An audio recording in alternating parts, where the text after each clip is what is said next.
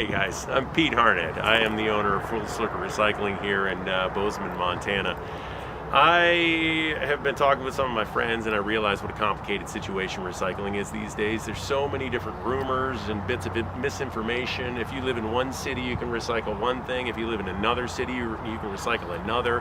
Why don't we do glass here? What's the problem with different types of plastics? I'm just here today to try to help you out, make this easy on you so that you can understand how to save the planet. And so let's go take a look at some of the recycling that's here in the yard.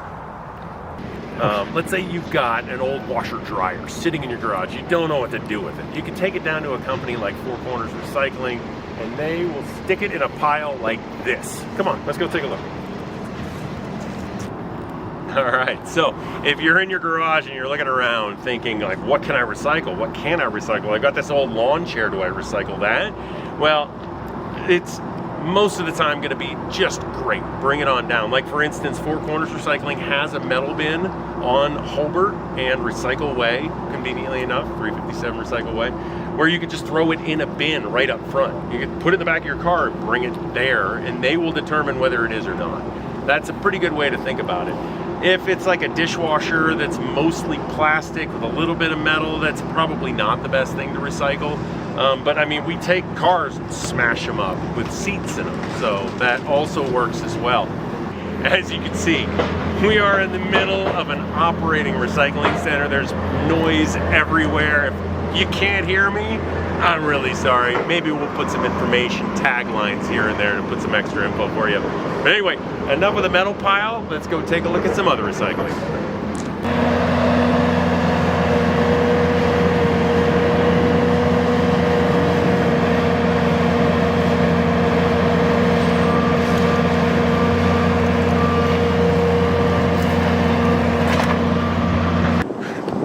That's a lot of cans. So this is what we end up with after we take your cans, we sort them, smash them into a bale, and get them ready for shipping. Let's go take a look at the other areas. All right, this is our cans tipping floor right here. So we take the triple bin where you put your cans, your plastic, and your paper.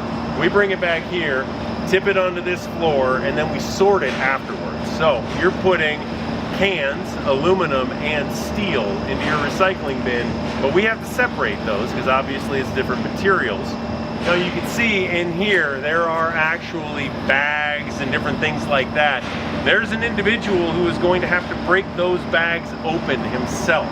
So it is best if you take those bags, break them open, and put the cans in there without actually keeping them inside the bag. That would make it a lot easier for the people that work in the recycling industry.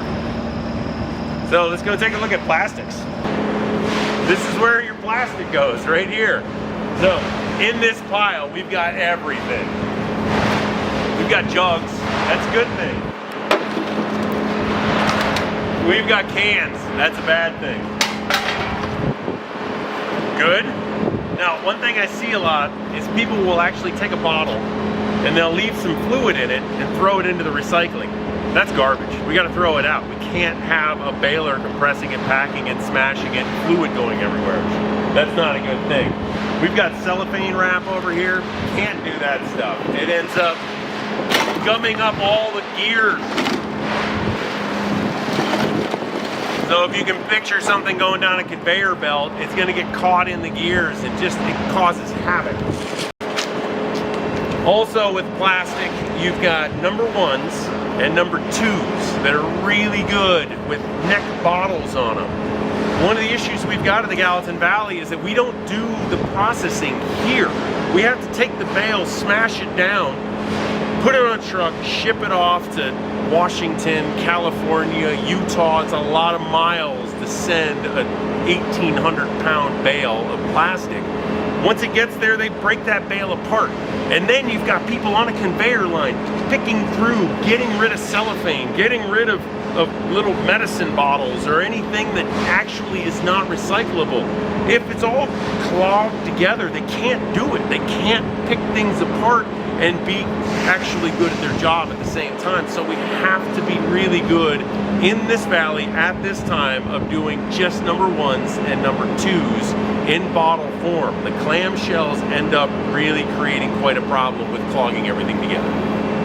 So let's go take a look at paper.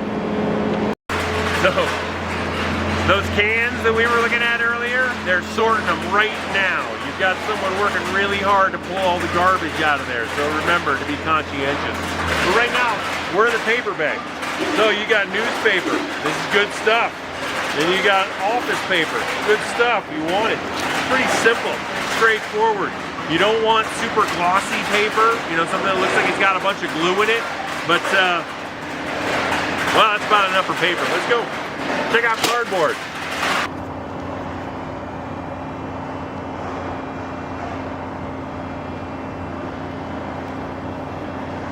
I gotta congratulate you guys because you're doing a really good job.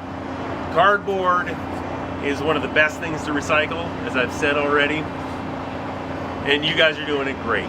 Just make sure that you're not putting anything that goes in a freezer. That's garbage, unfortunately, because they use a lot of glues and different things to hold it together.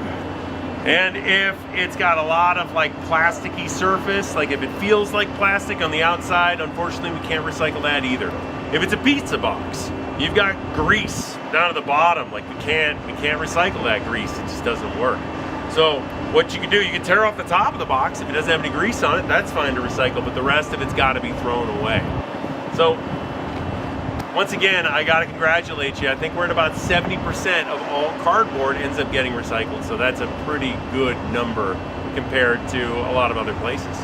Hey, this right here, this is your mixed recycling. So this is everything that when you put it all into one bin, it comes here. In the valley, we do need to smash this down in a bale just like everything else, and it goes to another facility that breaks it all apart. So be extra careful with this. This recycling is an amazing process because it makes it easiest for the consumer to recycle it. However, it is the worst as far as waste goes. We ship these bales off and a lot of recycling ends up becoming garbage just because of the fact that they cannot pick it apart and gather all of the recycling material out of it. So glass is a big issue in recycling in the Gallatin Valley because we do not have a smelter here. We have to go all the way down to Salt Lake City. You see the dump trucks on the road with all the gravel? That is actually what we use. We take a dump truck with a trailer on the back and we pay to ship it all the way to Salt Lake. Now, you can recycle here in the valley these different bottles through services like On Green or J&K. They do it. But outside of that, there's really not much we can do. It just is a carbon negative process, unfortunately, in the Gallatin Valley.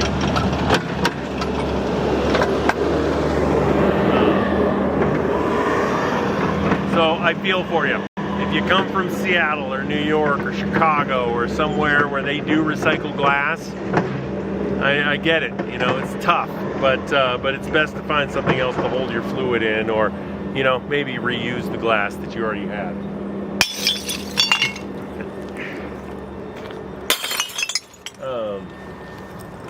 Yeah, it's a bummer.